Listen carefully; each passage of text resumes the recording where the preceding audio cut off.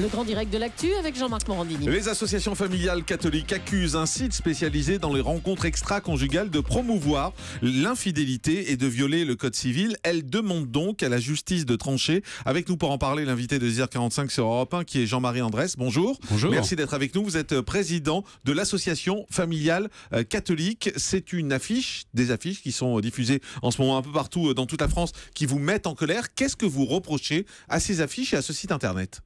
C'est très simple. Aujourd'hui en France, on ne se marie plus par hasard. Si on n'a pas envie de se marier, il y a le PACS, il y a le concubinage. Quand on se marie, monsieur le maire vous dit qu'un des fondements du mariage, c'est la fidélité. Et aujourd'hui, c'est même inscrit dans la loi. Et aujourd'hui, ce site, en fait, propose précisément quelque chose qui va contre ce principe de la loi, qui est la fidélité. C'est le slogan qui est affiché de ce site qui propose des rencontres extra-conjugales. Exactement. Et ça vous choque ? C'est pas que ça me choque, c'est que ça pousse au crime, c'est-à-dire ça pousse à faire quelque chose qui est contre la loi, et donc c'est de la fourberie, c'est de l'hypocrisie. Mais l'infidélité n'est plus une faute pénale depuis 1975, donc voilà, on a le droit d'être infidèle.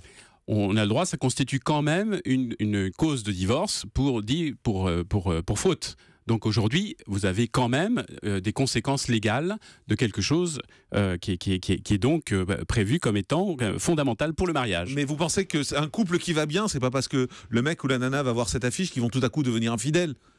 Absolument, mais vous croyez que la solution, c'est au contraire d'afficher pour qu'ils puissent être infidèles ? La solution, c'est de laisser les gens vivre, non, comme ils veulent ? La solution, je pense que non. La solution, c'est de préserver des choses claires. Quand on s'engage, il faut que les choses soient claires. Et donc, vous voulez qu'on interdise cette campagne de pub ou qu'on interdise le site ? Vous voulez qu'on fasse quoi exactement ? Je voudrais que la justice dise, effectivement, dans la loi, il y a marqué que l'on ne doit pas faire quelque chose qui va contre la loi. Ce site va contre la loi. Son business, c'est d'aller contre la loi française. Sa publicité, qui est d'ailleurs par ailleurs mensongère, va contre la loi française. Et le fait donc de proposer des rencontres extra-conjugales vous choque ? Le fait que les gens soient infidèles, ça vous choque ? Enfin, c'est pas un peu ringard tout ça ? Écoutez, est-ce que c'est ringard que la moitié des toxicos soient des enfants issus de couples infidèles ? 70% des enfants qui sont soignés dans les services psychiatriques sont issus de couples... Ouais, on mélange un peu tout là, non ? Vous croyez ? Ouais. Vous croyez que la pub, ça fait rien ? Non, je pense que juste que si les gens sont infidèles, ils sont infidèles et c'est pas une campagne de pub qui va changer quelque chose. Mais voilà. Bien sûr que ça change quelque chose. Vous croyez pas qu'ils dépensent des millions en publicité si ça change rien ? On va au standard d'Europe 1. Marie-Christine, bonjour. Oui, bonjour. Bienvenue sur Europe 1. Vous aviez envie de réagir en attendant ces propos. Oui, alors moi je réagis parce que je pense que c'est très hypocrite de se rebeller contre cette publicité à l'arrière des bus. C'est vrai, c'est dans les secteurs de Versailles, Rambouillet, secteur dans lequel j'habite, entre parenthèses, où ça s'est vraiment montré.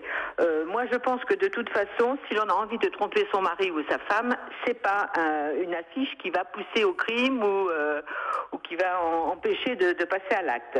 Moi, quand j'ai vu ça, j'ai pris ça plutôt pour de l'humour. Ça m'a fait plutôt rire, ces affiches. Je suis désolée, mais je trouvais ça plutôt comique, enfin plutôt léger. Et comme disait ce monsieur, moi je pense qu'il faudrait surtout pas encombrer la justice avec des dossiers, pour moi, si légers, quoi. Réponse de Jean-Marie Andrès, président de l'association familiale catholique. Vous savez, chère madame, ce qui encombre la justice aujourd'hui, 66% des tribunaux civils, c'est le divorce. Donc en fait, si on veut dégager les tribunaux, précisément, il faut éviter en fait de pousser à l'infidélité. Oui, mais je vous dis, je pense que ces affiches, pour moi, ne poussent absolument pas à l'infidélité.